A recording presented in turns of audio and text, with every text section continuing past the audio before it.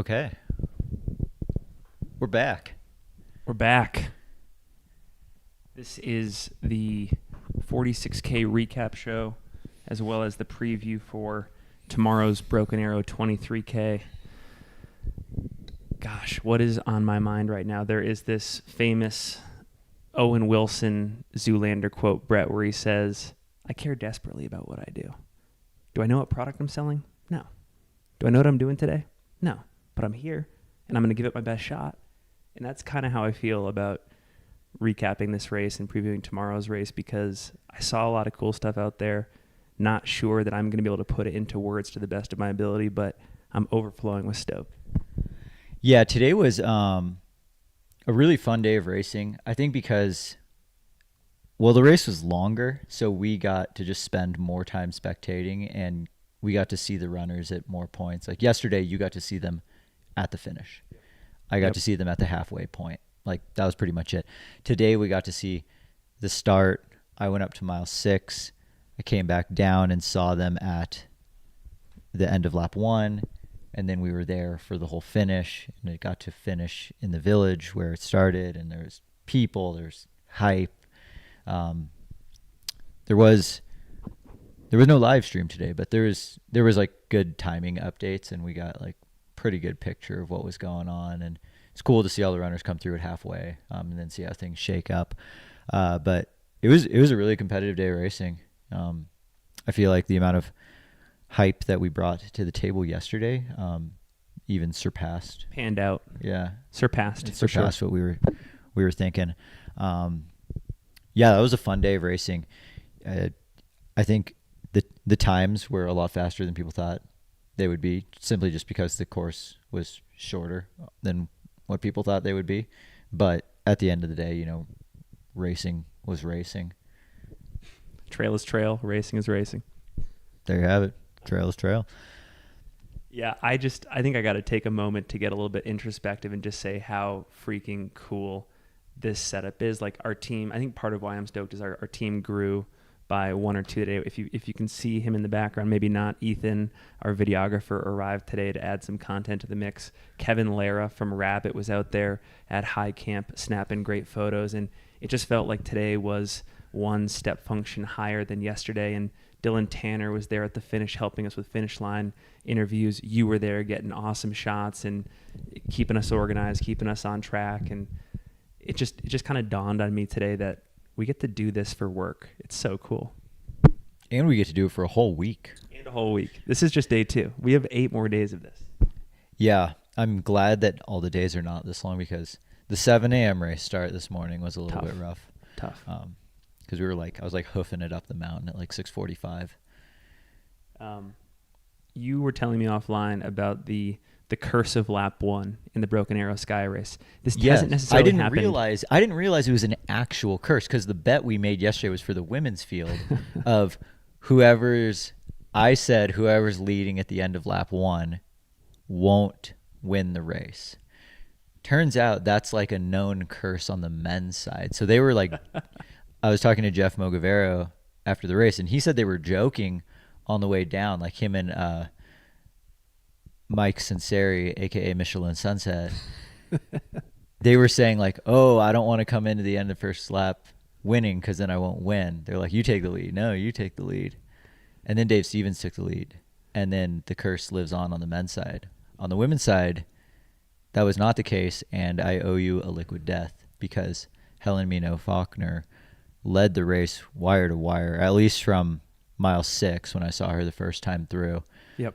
She was already had a commanding lead, came through the end of lap 1, in the lead, won the race. Liquid death to you. Whatever. And I'm up 2 fantasy free trails too. I also lost in fantasy free trail. It's a bummer, because overall as a unit, we did really good. Like, shouts to Mike and Leah. Oh my God, power couple of the 46K. They were both in the top 5, like 3rd and 5th. The 36. Jim and Courtney of fantasy trail running. Yeah, except Jim and Courtney are not a couple. That's right. Couldn't have been Like the Tyler Green and Rachel Drake of, well, actually they're good runners too. So it's like, I don't know what the comparison is. I know they're like Mike and Leah are the Mike and Leah Mike of and Leah. Fantasy Free Trail. So anyways, yeah, Dave Stevens, if I had to pick somebody who was going to say F the curse and just go for it, it would have been Dave Stevens. We saw him hard charging, finishing out that first lap. And I think we heard from Jeff Mogavero and from Michelin Sunset that he did take that risk. He did make that move very early on and obviously paid dearly for it. Although I saw him at the finish line, and I think I want to say, I have to look at the result. I'm going to butcher this. 6th or 7th overall. Still looked okay at the end. So did pull it together. Didn't fade too hard. Yeah. It's funny. That's kind of one of the things that we've seen in, I'm going to call this an ultra, like ultra running in the last few years, is like people go for it and then they don't royally explode. They fade a little bit, and Dave faded a little bit today, but he didn't like blow up. He didn't spend an hour and a half longer on the second lap. Yep. It was aggressive racing. Maybe he felt like he needed that because the race was short for him. Actually, at mile 6, Jeff Mogavero was leading early. That's right. And he said he felt like the start this year was actually much more casual than last year. He said last year was so aggressive because the course was so dry. Everyone just figured they would run every step. And Jeff was far from the lead last year. And he said he went out easier this year and then for some reason was in the lead. So then he was just like, well, they'll just go for it. And then him and Michelin Sunset and Dave Stevens were all together over the top on the top of Siberia. Yep. And then Dave opened it up on the descent down to the end of lap 1. I am so stoked for, and we're in Michelin Sunset, for folks that didn't watch our episode yesterday, is the spell-checked version of Michelino Sunseri, and I'm so stoked for this guy. He is putting together a really impressive resume in our sport at some pretty big races. I think we had mentioned in the preview yesterday, he's run 5:14 at Speed Goat. He's won that race. He's now got the Broken Arrow 46K to his name. I have to go back and check out his stats around the rut, but very much a national class runner now. Like, I think of him like as somebody like a David Sinclair who's starting to make the rounds at these 50K mountain races and just be that force there. Yeah, he's like a mid-distance trail. Nice runner. niche. Yeah, definitely. I had a thought, but it's since escaped me. How about Jeff? Let's talk about Jeff Mogavero. Yeah, so Jeff, second place. This is his best placement ever at Broken Arrow. He was third 2 times in the 46K, and now today was second. He seemed pretty happy with the result. The big race on his radar is UTMB, and Jeff has already been piling on like some pretty big volume. Not much of a taper. I mean, last week he ran 100 miles, climbed 25,000 feet. Week before that, he had 35,000 feet of climbing. Way too early storyline prediction. Jeff Mogavero goes top 10 at UTMB this year. I think it's in him because he was going like pretty red line today, and Jeff gets better as the race gets longer and more mountainous. Used poles today, start to finish. Yep. Jeff liked the poles. He had snow baskets on him. Smart move. Big brain move right there. High IQ move. Yeah, and yeah, he's gonna be a force come end of August. In the women's race, or actually to close out the men's podium, I do want to say one word about Nick Handel. We mentioned in the preview yesterday how he's entered this new phase of his life where he was working in the tech world for many years. He was working to sell this company, finally sold the company, has been in that orbit of Drew Holman's, Dylan Bowman's, Patty O'Leary's there in the Mill Valley, California area, the SFRC culture. And I think he was just waiting for a little bit less stress in his life to open up so that he could do this. And in a stacked field, rounded up the podium. And I'm really excited to see what he does next, where he turns to. Very excited. And turns out him and Michelin Sunset went to elementary school together. I learned at the finish line. I think we're in the same 4th grade class. That's right. So how about that? That's right.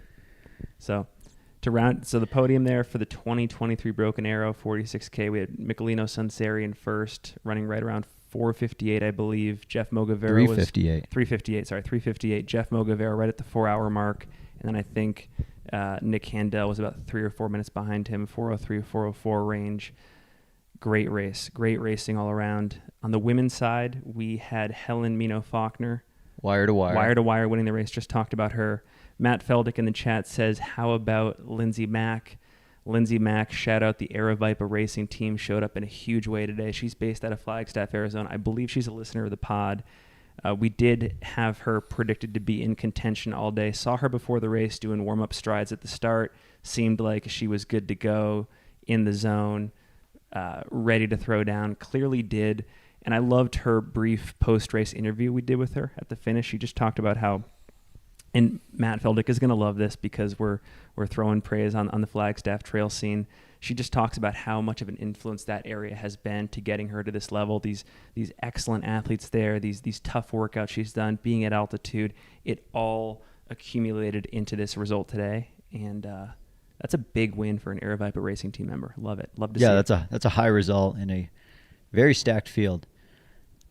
And then we had Christina Macarena Mascarenas finishing third. She finished in 5:01:16. I really liked her energy at the finish line too. She talked about being this really type A person, always having a plan. She said that there was a point in the first lap where she was ready to throw in the towel, just kind of sit there and call it a day when she came back in. But this is probably one of the benefits of a 2-lap 46K course. When she got into that the village again, or the village area again, and she saw the crowd, she fed off that energy. It got her out the door again into lap 2. Clearly a good decision because she held on. And Matt Feldick is saying flag over SLC. Matt, we've gotten the Grayson Murphy endorsement of SLC over flag, so I think that we put this debate to bed. Except Grayson didn't race today. That's right. Grayson did not race So, today. you won the battle. Matt won the war. Matt's winning the war. So, anyways, that's our top 3 on the women's side. So Helen Mino Faulkner in 4:50:19, Lindsay McDonald in 4:58:50, Christina Mascarenas 5:01:16, And then fourth place, Fujiao Zhang of Hoka ran 5:06, moved upwards of 10 spots over the course of the second lap. And I got to figure out how to find this. Actually, I could probably just find it on the entrance list. I think Fujiao Zhang is doing the Triple Crown because she did the VK yesterday and had a solid result. But in terms of the total Triple Crown standing, the VK doesn't matter that much. Yep. But running 5:06 today, that's huge for the overall. Now she's just got to keep it together in the 23K tomorrow. And look at that 23-second spread between 4th, 5th, and 6th. So Fujiao Zhang, Emily Vonavie, and Lindsay Allison, amazing. I also want to give a shout out to Georgia Porter. We saw her in that, let's call it 3 to 5 spot range all day. I noticed early on that she just seemed to be a little too in the pain cave, a little too early, maybe was fighting off just not her best day. And I want to just salute the toughness there because she clearly was she was suffering out there. And still to put together a 7th place result is very impressive. I think, some athletes would throw in the towel. She held on, and I think that deserves a salute. Yeah, absolutely. Sometimes you got to stick your nose in it. And one of these days it pays off big. Any other thoughts on the 46K before we get to the 23K preview? Talking to some people who finished the race, the most common, most common feedback I got was the snow on the second lap was shitty. Yeah. Like everyone said it was soft, it was very slushy. Your foot would hit the ground and you would just have no idea which direction it was going to go, whether it would slide left or right. Climbing, you never really knew if your foot was going to hold or not. So it made the whole second lap even more exhausting than normal. And we did see some people run very close to even splits. Yep. Mainly the winners. It always comes back to the winners of this race do run very smart races. Like Michelin Sunset, Helen Mino Faulkner, they both ran almost even splits today. Yep. And I think that's that's the way you win this race. Moving on to the 23K preview here, I can take us through the men's field, but just one general comment. It does seem that similar to the Triple Crown, there are a fair number of people that were in the VK this past Friday that are running it back for the 23K here on Sunday. On the men's side, this would be Morgan Elliott, Zach Hanna, Andrea, who won the race, Henry, who was right up there, but then a lot of new faces too. So Eli Hemming, who got second at this race last year, Garrett Corcoran, who was top American in the 40K out in Innsbruck last week, Patrick Parcel, I'm going to butcher this name, but Mikhail Bowden-Rousseau, who's a trail team guy, Joey DeFeo, Cordis Hall, Dylan Humberger from Ashland, Chad Hall. A couple notes here on this field. One name that's actually missing from that notes that I found on the free trail, Liam Myro. Wow. Liam ran at Worlds, right? I think he did. He was in the up-down, I think. Okay. I think he got the up-down at the Sunapee Scramble. So we've got a couple Worlds alums here. That's right. Whole bunch of VK alums. What is it? We got 1st, 3rd, 4th, 6th, 9th, and 12th from the VK. Amazing. All coming back. Yep. So I guess like some of the freshest legs on the race on the men's side tomorrow might be Eli Hemming, like Dylan Humberger, Chad Hall, and there's a couple other names that you had mentioned that didn't race Worlds or the VK. How fresh? You were talking to Garrett Corcoran earlier today. How's he feeling? Like, how good can the legs be feeling a week after Worlds? Yeah, and this is probably a self-serving comment because I am definitely interested in seeing more people take this trail running endeavor full time. But Garrett is not just a great runner. He works a pretty demanding 9 to 5, sometimes more job out in Salt Lake City. I think he's pretty tired. I was talking with him today. I think he's spent 7 of the last 8 weekends away from Salt Lake City. When he's been there, he's been grinding. He's been working. He's had a fairly heavy racing schedule. He's done a lot of skiing this winter. I think he might need a break, but he's so talented, and I'm not going to put anything past him this week. Caleb Olson in the chat. Shout out Caleb from Salt Lake City, 80K Worlds guy, friend of the podcast. Team Bunghole. Team Bunghole. He says, any updates on what facial hair Garrett might be rocking for the 23K? I actually don't know, but I do think he'll be wearing the Run SLU t-shirt. So he'll be out there, with that branding going on. So I don't know about Garrett. It's a toss-up there. I do think that this is a race, this is a course, and it's a distance that suits him well. Because it's not that technical. The snow doesn't make it technical. Yeah. It just makes it kind of hard to run downhill. But does Garrett have a ski background? Is he good at staying upright on snow? Yeah, he spends a lot of time in the mountains. Okay, so if you can just kind of high step it down the slopes, yep, you'll be okay. Yep. And then like the final mile and 3/4 to the finish is wide open dirt road. Whoever wins this race, their last mile will be under 450. That's my bet. I say under 450. I agree. Maybe you agree. Yeah, maybe you don't even want to take that. I can't take that bet because I agree. Okay. I think that's a good prediction. So yeah, but maybe this works in Garrett's favor. I don't think he has any expectations on this. I think he just wants to be here because there's a lot of Salt Lake people here.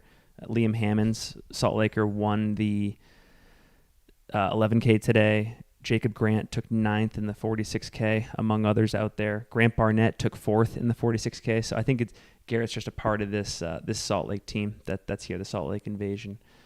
A couple interesting people to note that are new. So Joey DeFeo. Joey is an NAU alum. We talked about Ryan Raff yesterday. I've been waiting for a bit here to see Joey's breakout performance. I believe he has it in him. He's just a naturally talented runner. He did say on Strava yesterday, this was yesterday, first mainly pain-free run in 3 months.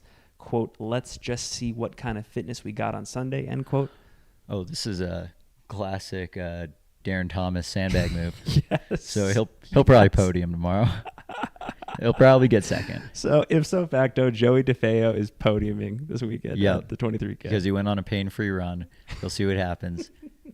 He'll be just like Darren Thomas and he'll get second place. I told you with Chad Hall that I was worried that flawless stride would not translate well to this just snowy hellscape of a course. You don't seem to be phased. You think it's going to be fine? I think it'll be fine. I think the 23K, they'll be able to run a good amount more than the 46K today. There will be definitely some hike sections, but there will still be a lot of running where they can power through. There's a lot of stairs kicked in. Curious to see what they look like now because 500 people just went over it twice. So there's been like 1,000 people gone over the course, so it might be pretty chopped up. Yep. But Chad Hall's from the mountains. He's from Big Bear. Yep. He knows how to snow. Yep. I'm not worried. And he had that one ridiculous downhill mile at that Spartan Trail half marathon in Marin where I think he dropped like a 4:04 downhill mile in the middle of the half marathon. That was our Strava find of the week a while back. Against Liam. Against Liam. Both of those guys have sub 4:10 downhill miles in a trail race to their name, and it was the same exact trail race. They get to race each other again. That's right. If they put out that kind of performance for this 23K, no one's touching them. Was Eddie Owens in that race too? I think he might have been third. Okay. Yeah, go back to like if you're a fan of the podcast or you're new to the Single Track podcast, go check out I think it was Long Run Archives number 5 or number 6 where this is Brett's Strava find of the week. Yeah, it was a good one. Yeah, we're gonna see some ripping miles. Okay. I'm trying to think from a strategy standpoint. How do you win this race?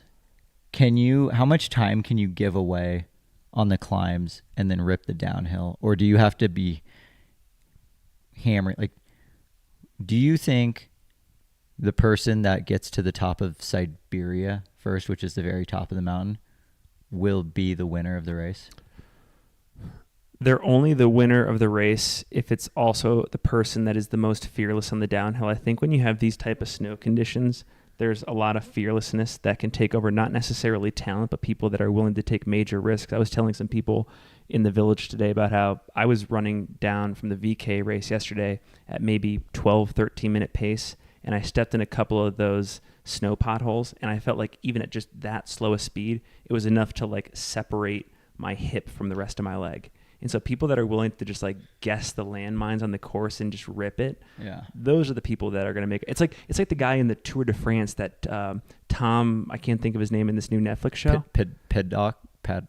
Who was like in like 46th place on that stage and then went to first place by the end of the downhill. Did you ever watch that show on, I forget, it used to be Spike TV, but that channel doesn't exist anymore, MXC? No. Oh my gosh, it was one of the most funny, it was like a Japanese game show, and then they dubbed over it with just like English. But there was this one section where like all the contestants had to run across a whole bunch of like rocks over a pool, and you don't know which of them were actually just floating, and some of them would just step on it and just sink and go right into the water. That's kind of like how the snow is on the descents. Like you have to just like guess and pick the right rocks and just get lucky.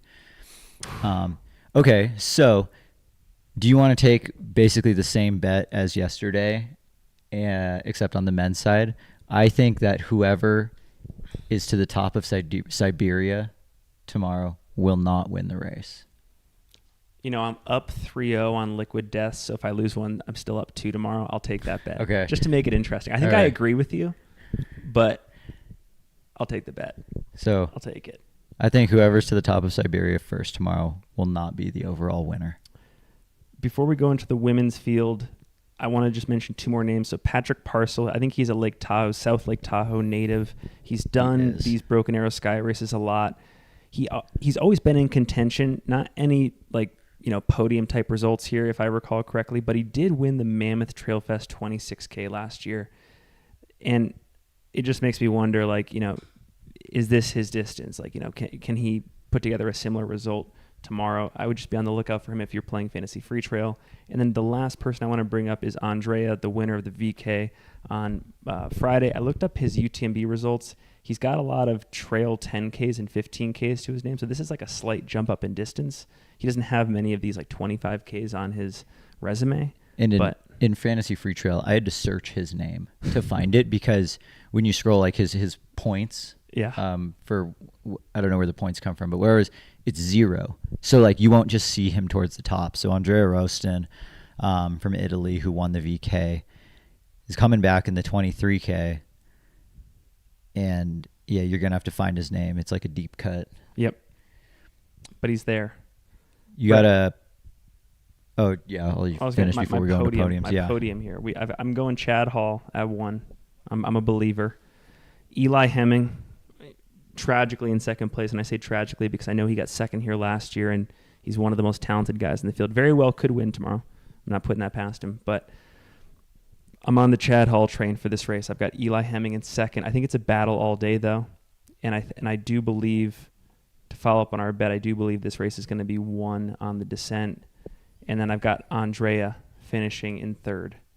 So that's my podium. Very predictable, but that's my podium. So I'm going to take a page out of the recent track and field playbook right now.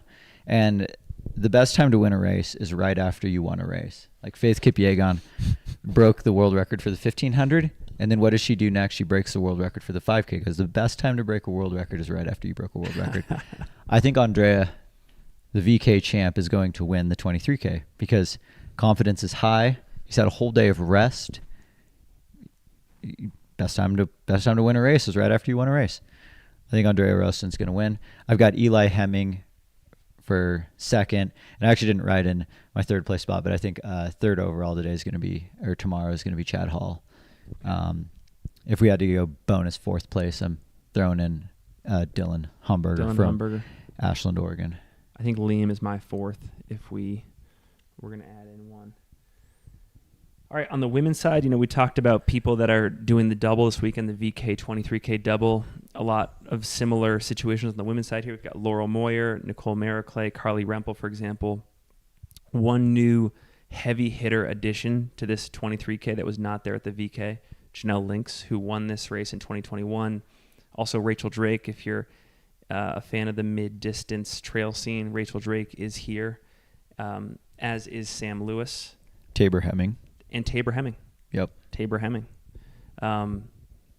If you have been following the Triple Crown, we've got Amanda Basham, Natalie Churgwin, Christina Randrup, a couple others doing all 3 races, finishing up tomorrow. Fu Zhaozhang. Fu Zhaozhang, who will probably win. Wait, I should probably actually confirm on this entrance list for the 23K.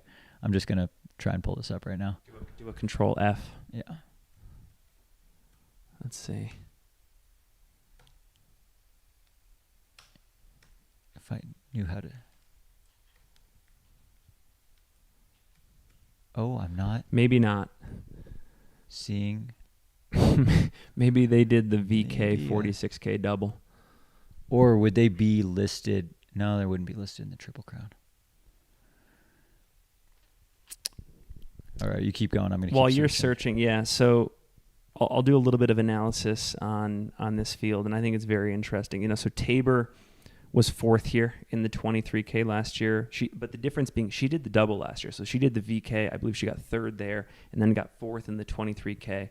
It'll be interesting to see if this is a difference maker to essentially punt the VK and just focus on the 23K.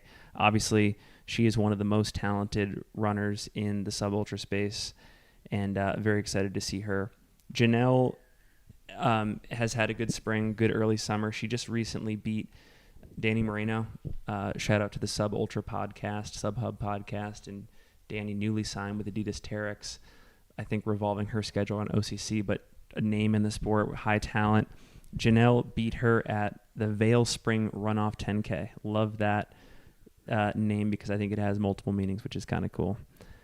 Sam Lewis was 4th here in 2021, 10th here last year, 2nd this past spring at the Gorge 30K where she lost to Bailey Kowalczyk, 13th at the Sunapee Scramble Vertical, although my autocorrect changed that to the Synapse Scramble, which is hilarious. And that's just a little bit of analysis of the women's side, and I think it's an exciting race. Did you mention that VK champ Anna Gibson is racing tomorrow? I did not. I missed her, but I missed her somewhat intentionally because you had said offline that she may be treating this like an easy run, maybe doing some. That's what Dylan said. That's what Dylan was said. talking to her today, and she was like, "Yeah, I'm just gonna like go out like it's a like kind of easy run and like turn it into a workout.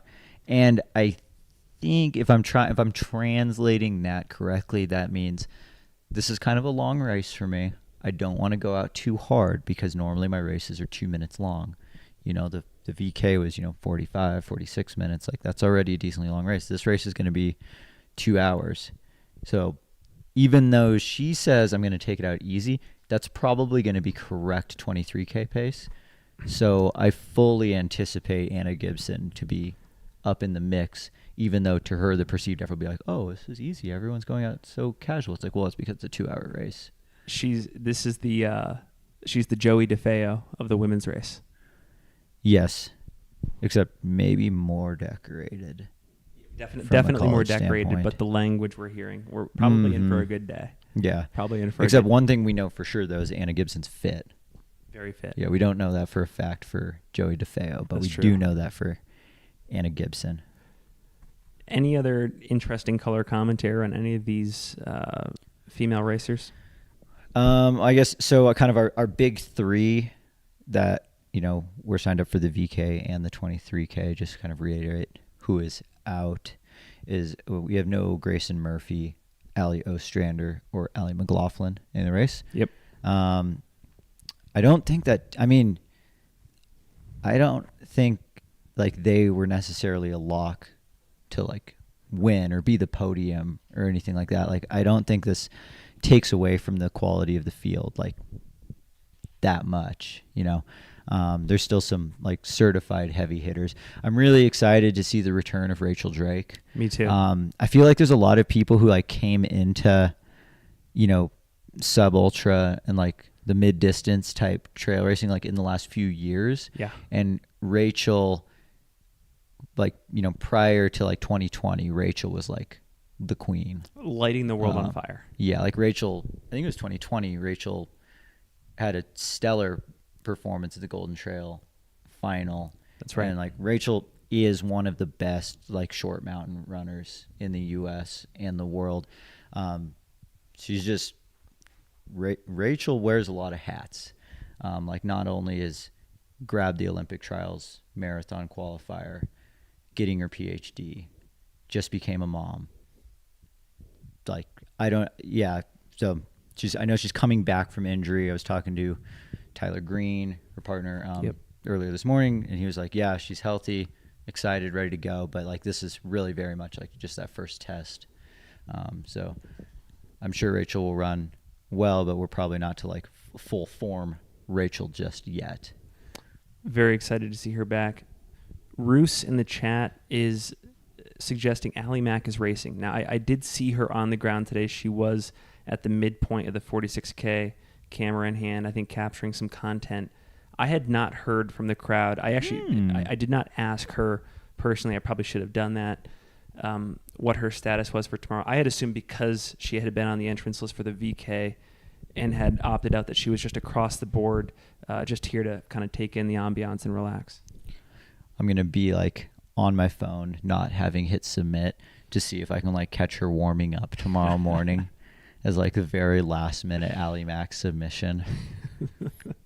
I don't know if you, Adam Schefter, ESPN from the NFL world, when he was texting Aaron Rodgers for intel on the Jets. On the Jets thing, Aaron Rodgers texts back, "Lose my number." It's like you could do that with Allie. It's like, Allie, are you racing tomorrow? You get a response back, "Lose my number." She was on the elite panel. Okay, this is good intel. That does sound to me like she's going to be in the mix tomorrow. Although I do wonder, like, if there's already been like a panel created for an event and she said she was going to be there. Is she there to? But maybe they asked her, are you racing tomorrow? What's your strategy? I got to go back and watch that YouTube live. This is good though. This is why we do the live stuff. Yep, and this is why we have a live chat, so that way we can get constant feedback and correction on some of the fake news that we give. If Allie Mack is in the race, does that change your podium?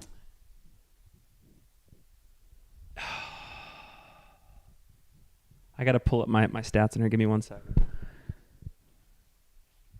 I think I'm going to stick to my guns. If Allie Mack is racing tomorrow, I don't think I'm going to change my podium. The main reason is like her last Instagram post just talked about being so tired and exhausted after Worlds, and she was looking forward to like a more extended rest, et cetera, et cetera. Like that just doesn't sound like I'm ready to blast a 23K, the week after 2 races at Worlds and, a handful of races before Worlds to qualify. I don't know. Yeah, I don't know where that lands. I've got a little bit of intel here. So in 2021, she did the Triple Crown.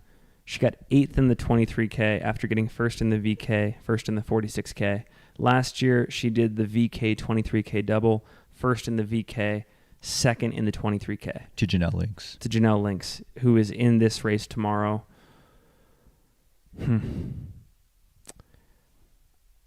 I think I stand by my podium still. I think these are 3 really strong runners, Janelle, Tabor, and Anna. And I think Anna's going to be running relaxed tomorrow, which is good. Is that your podium? That's my podium. Janelle, I just showed my cards. I got Janelle winning this race. I've got Tabor Hemming in second, and I've got Anna Gibson in third. You want to read my podium? I'm looking at Brett's Word doc here, Google doc here. Brett, we are in agreement. Our fantasy free trail is going to be won and lost on the men's race. Brett has Janelle, Tabor, and Anna as well. Yeah, I've got the same podium. How about that? Well, shoot, that's kind of tough because I pulled up a big fat 0 in the VK because I forgot to submit my picks. So I pretty much I need a perfect score tomorrow to beat you in the overall. And if we have the same podium, that's not going to work. So now I might need to go for like upset city tomorrow in hopes of like snagging some There's a lot points. on maybe take a risk tomorrow. A lot on the line. Yeah, because Are you throwing Allie Mack in? I mean, I might have to now that you're not. But okay. Maybe I can if I get a 4th and 5th perfect as well. Well, before we close up here, I think we can just do a little bit more preview of our content for the remainder of this Broken Arrow Sky Race series. We will be out there on the course, snapping photo, doing finish line interviews, getting video footage, and bringing that to you in a summary form.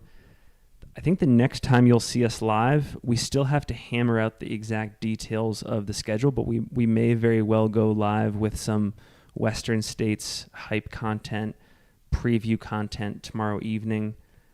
We're probably going to do something in some form every single day for the next 5 or 6 days hyping this race. We were just talking about this on a group run or one of our group run planning sessions yesterday, and so expect stuff to start rolling out. Let us know in the chat or just in the comments of this video, like what kind of topics do you think would be fun to chat about just during like a daily live show leading up to Western States? Yep.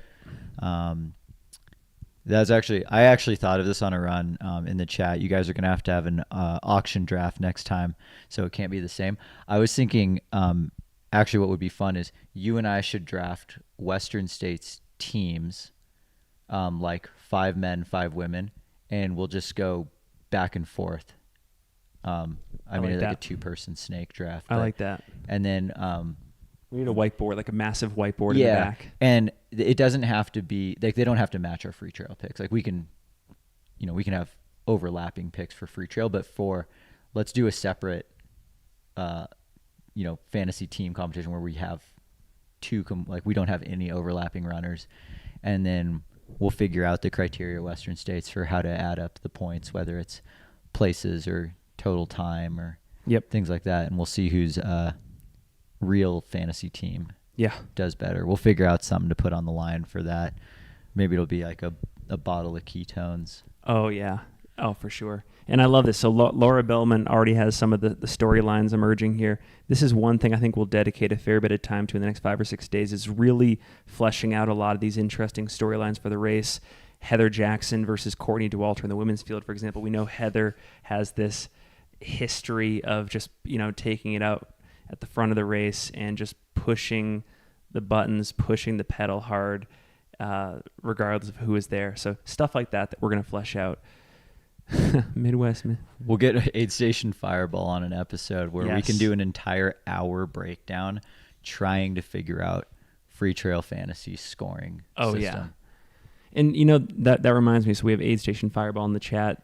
This is totally organic, and we just want to express some appreciation for Liam, aka Aid Station Fireball. Liam has helped us a ton with research for this Broken Arrow Sky Race weekend, getting to know the athletes, getting to know the course, strategies, etc. He'll be helping us in a similar fashion in the lead up to Western States and on race day. And so if you're a fan of the sport and you wonder where a lot of this great data comes from, go check out Liam on Twitter. I think he also has a Patreon or some sort of equivalent to it linked in his bio. If you love the sport and you want to see more of his type of work, go check him out. Yes, Aid Station Fireball, the ultimate trail running statistician. He said it's called Borda scoring. And you know what, Aid Station Fireball, you're right. Like, I already am kind of bored of the scoring for free trail. Let's change it up a little bit. So, yeah, and I maybe the one other thing we'll mention before we go is just we are putting the final touches on our group runs here in Olympic Valley. More details to come. We will make a post on Instagram and Twitter tomorrow at the very latest. We'll be doing 9 a.m. group runs on Monday, Tuesday, and Wednesday. Got to use this opportunity to thank our sponsors, Rabbit, Morton, Features, and Hoka. Rabbit, Brett, you're wearing the Rabbit shirt today. Which one is this? This is the Easy Tee, the perforated trail edition. So, on a hot day like Western States, this is the shirt to wear. If the camera was any closer, you'd be able to see straight through this shirt. It's full of holes, but in all the best ways. Extreme breathability. I wonder, would I get like micro sunburns with these holes? I'm sure Rabbit tested that out. I'm sure they figured it out. But great shirt, super lightweight. Got a nice stretch to it too. You know what really grinds my gears is when a t-shirt doesn't have enough stretch where I can't grab the bottom and lift it all the way up to my face. Because sometimes the sleeve just isn't enough. I need to grab the bottom of the shirt and stretch it all the way up to my face to wipe sweat off or blow my nose or something. This Rabbit shirt has a stretch for that. It passes the test. And if you want to go buy this shirt, use code SingleTrack20 at checkout on their website for 20% off the order. Brett, I'm holding a Hoka Zinal 2 right now. This shoe is out this month. What do you like about that shoe? We have a review coming up, by the way, on the Conversational Pace YouTube channel, which is a trail running shoe review channel created by Brett here. What do you like about this shoe that I'm holding? So the Zinal 2, it's perhaps one of the most fun Hoka trail shoes I've ever worn. It's very low to the ground. Its main competition is a lot of the Salomon S-Lab shoes. I mean, there's no rules. I can say what it competes against. It competes against the Salomon, some of the S-Lab, like the S-Lab Pulsar, except where it is different is it is a little wider. It's a little roomier. It's a little more stable. And it is just a little bit thicker cushion, but it's nice and flexible. It's just really fun. I love the way the upper is a very non-stretch mesh, but then the tongue is full knit, so it's super comfortable. It's definitely a shorter distance shoe. Again, we had talked about this in our episode that actually is not out yet. Coming soon. Shoes that are named after races or places, and does it actually make sense? Like Speed Goat, Hoka Zinal, Normal Chirac, Ultra Mont Blanc. Yep. This Hoka Zinal passes that test. I would wear this at Sierra Zinal. Yep. Also, we've got Features sponsoring our live show. Use code SingleTrack20 on the Features website for 20% off your next order of socks. I'm rocking my Mini Cruise today. Mini Cruise, yep. And then we've also got Morton on board, Morton 320, Morton 160, their drink mixes, their 225 bars, their hydro gels, used by some of the best. Be like Killian, eat some bicarb. That's right. Newest product is Morton bicarb.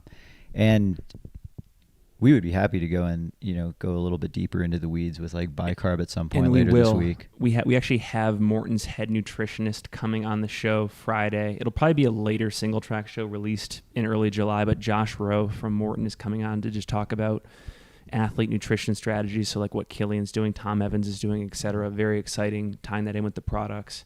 One last thing for anyone wondering, this is a real Western States Cougar in the background. Just to further hype up Western States, we got a real Cougar in studio. Yeah, and I was thinking, I don't know how long they've been doing the Cougar Trophy. Assuming they've been doing the Cougar Trophy since the inception of the race. I know they haven't, but assuming they have, This year is the 50th running of Western States, which means the 99th and 100th Cougars are being handed out. Wow. Which means this is still one of less than 100 Cougars in the wild. And we've got one in the studio. We got one in the studio. Good energy I'm here. not going to say whose it is, but maybe that person will be able to tell us whose it is later on this week. So stay tuned. And it does not necessarily rhyme with Cal Herner. So, anyways, this has been a great episode. 46K recap, 23K preview of the Broken Arrow Sky Race. Western States content is starting to drop late tomorrow night. We've got an episode with Tom Evans we're recording actually this evening to kick it all off. So in 1 hour. In 1 hour. What do you think? Is there going to be more bicarb or more ketones out there during Western States? Excellent question. Let's save it for a Western States episode. Okay. All right. Hey, thanks everyone for tuning in. Really stoked you're here. And best way to help us is just to keep being here, showing up in the live chat and spreading the gospel. This has been Single Track Live. We will see everyone tomorrow at the same time, right? Around the same time. Yep. Yeah. We'll schedule that live, and we'll see everyone later. Whoops. That's not how it ends this show. I lost my mouse